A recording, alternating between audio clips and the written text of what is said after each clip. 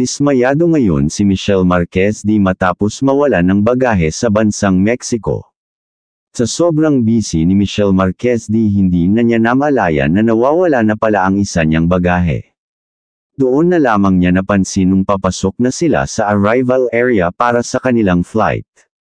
Halong panghihinayang naman ang naramdaman ni Michelle Marquez kasi nakalagay doon ang isang mahahalagang gamit na may sentimental value ika nga.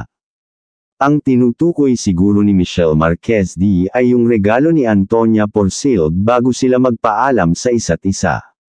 Paano daw niya sasabihin kay Antonia na nawala na ito? Sinabi pa naman ni Antonia na ingatan niya ang bagay na iyon dahil hahanapin niya ito pag makabisita siya sa Pilipinas. Hindi na rin naghabol pa si Michelle Marquez na tingnan sa mga CCTV dahil paalis na rin sila ng bansa at baka maiwan pa sila sa kanilang flight.